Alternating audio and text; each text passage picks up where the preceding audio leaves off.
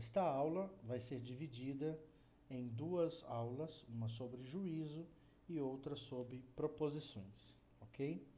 Então vamos lá. Bom, o juízo.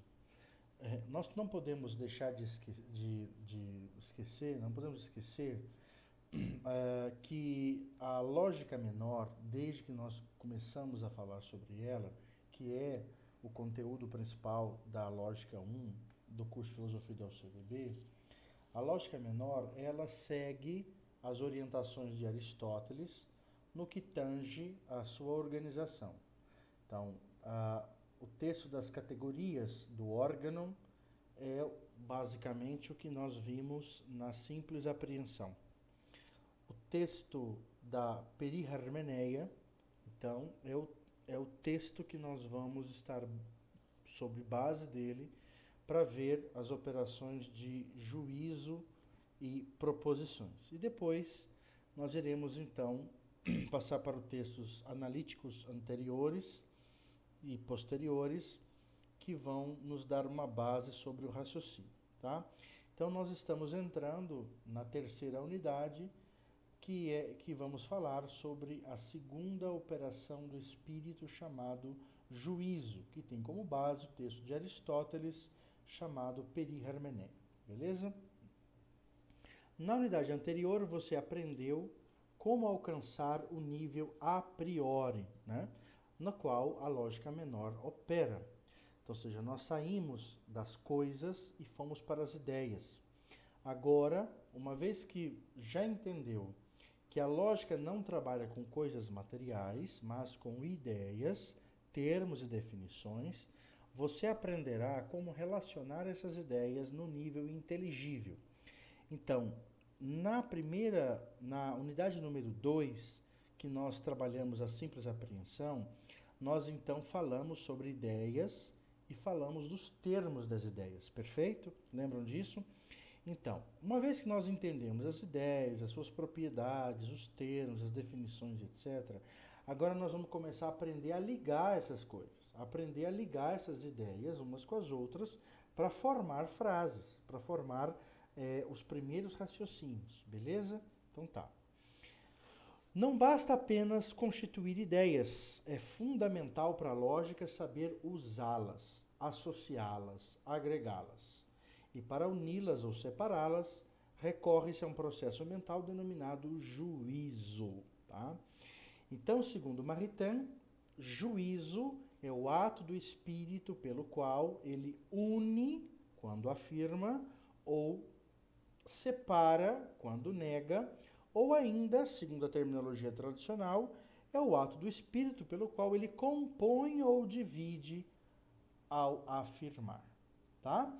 Então, ou seja, o que é o juízo, então? O juízo é esse ato do espírito, esse movimento do intelecto de unir ou separar ideias, tá?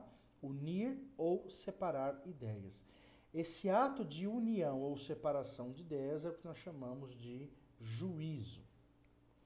Só há juízo quando o espírito afirma ou quando ele nega, ou seja, quando ele determina ou decide sobre aquilo que é. A palavra julgar já conota uma ideia de autoridade. Assim, dá-se o nome de assentimento ao ato pelo qual o espírito pronuncia em si mesmo, negando ou afirmando categoricamente. Por isso, então, julgar é assentir. Então, a palavra juízo significa julgamento. Tá? E o espírito só julga quando ele assente. O que significa isso? Significa dizer o seguinte: todas as vezes que o espírito tem certeza para emitir um julgamento, ele então entra nesse ato chamado assentimento. O assentimento, então, é o juízo certeiro da mente sobre alguma coisa. Certo? Então, de novo, negar ou afirmar, que é separar ideias ou agregar ideias, acontecem a partir do que a gente chama de julgamento, juízo, né? E o juízo, então, é esse ato do espírito de você ao compor ou negar uma coisa, o juízo vai dizer é assim ou não é assim, né? E esse ato do espírito de ter a certeza do julgamento é o que a gente chama de assentimento. Então, todas as vezes que o espírito compõe ou decompõe uma ideia, afirma ou nega, ele vai emitir um juízo. Então, eu junto duas ideias e vou emitir um juízo.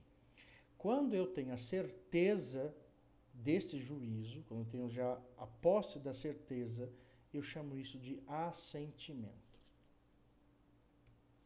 Bom, então nós vamos ver agora uma descrição da operação do juízo.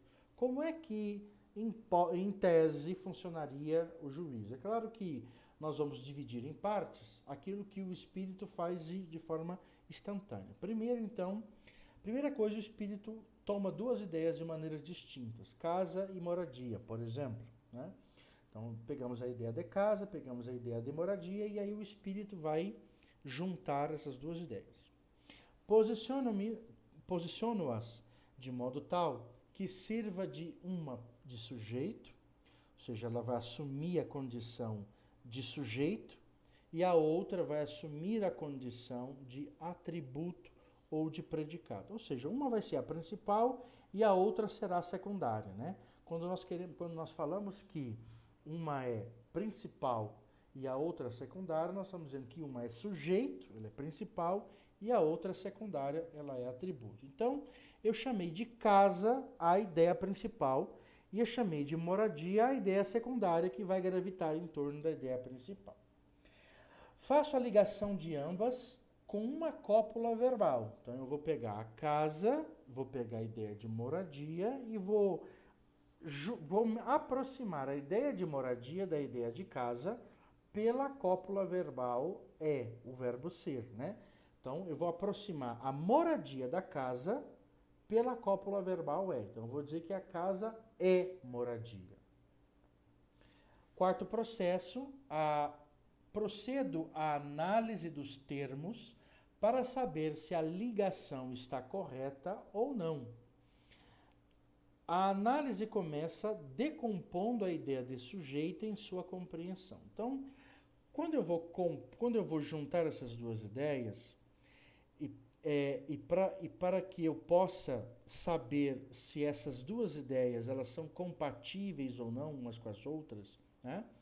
Atenção, para saber se são compatíveis uma com a outra, para ver se elas não são excludentes, não são ideias absurdas, para testar a compatibilidade dessas duas ideias, o que eu vou fazer? Eu vou pegar a compreensão do sujeito. Então, eu vou decompor o sujeito na sua compreensão. Nós já estudamos sobre compreensão.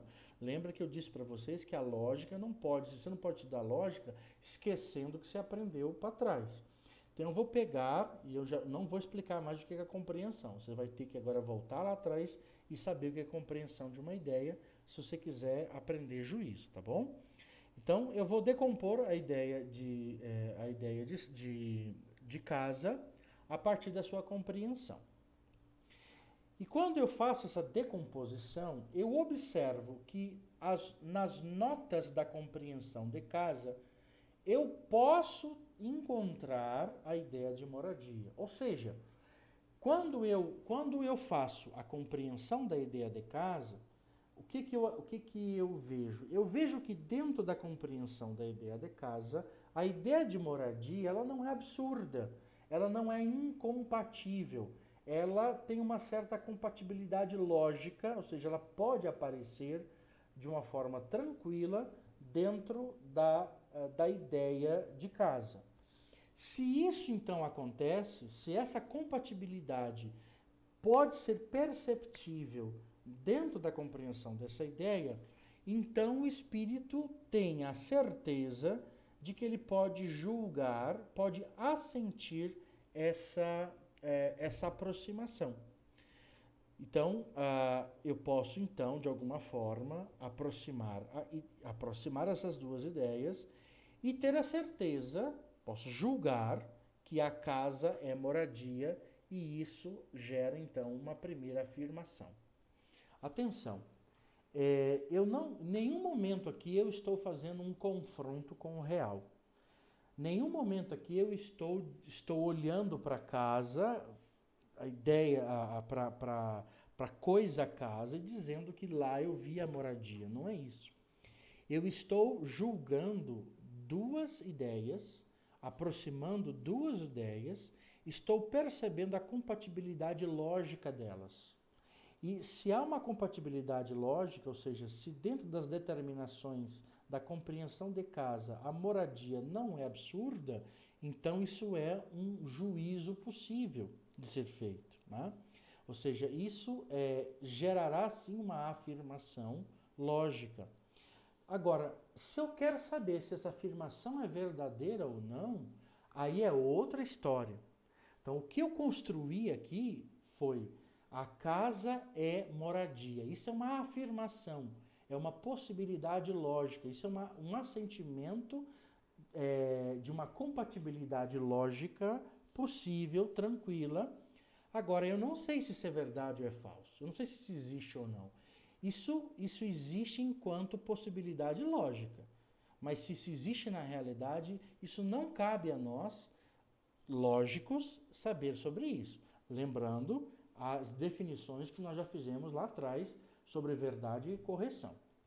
Note bem, então, o predicado, ou seja, a ideia secundária, ele pode ser reconhecido na compreensão da ideia de sujeito atualmente ou potencialmente. Ou seja, quando o predicado é reconhecido atualmente, é porque ele é um atributo essencial. Quando ele é reconhecido potencialmente, ou seja, possivelmente, é porque ele é um atributo acidental. Olha só, por exemplo, um atributo essencial, casa e moradia. Moradia é uma ideia que está sendo aproximada da ideia de casa. É essencial ou é acidental? A ideia de morada, ela pertence atualmente, ou seja, ela faz parte da essência da ideia de casa. Então, ela é um atributo essencial, porque ela está atualmente presente. Para que a ideia... O que significa atualmente presente? Atual, ou ato, estar em ato, é uma estratégia metafísica de Aristóteles que diz que as coisas estão em ato quando elas existem. E estão em potência quando elas ainda estão para existir, né? Então, ou seja, para existir a ideia de casa, tem que estar dentro da ideia de casa, em ato, ou seja, existente agora, a ideia de morada. Porque casa é morada essencialmente. Diferente, por exemplo, se eu falar de casa e amarelo. Se eu aproximar a palavra amarelo de casa, eu vou perceber que ela não é um atributo absurdo. É possível que nos atributos de casa apareça lá a nota cor. Toda casa pode ter uma cor. Normal. Só que isso é um atributo muito acidental demais para a ideia de compreensão de casa. Ou seja, você pode compreender casa sem precisar compreender a sua cor. Independentemente da cor da casa, você sabe o que é uma casa do ponto de vista da ideia de casa. Então, quando você aproxima a casa amarela, significa dizer que esse atributo ele não é absurdo da casa, não é incompatível, mas ele é acidental. Ele não pertence à essência daquela coisa. Bom, com isso então a gente encerra essa aula de juízos e espero você para a aula de proposições. Valeu? Um abraço então.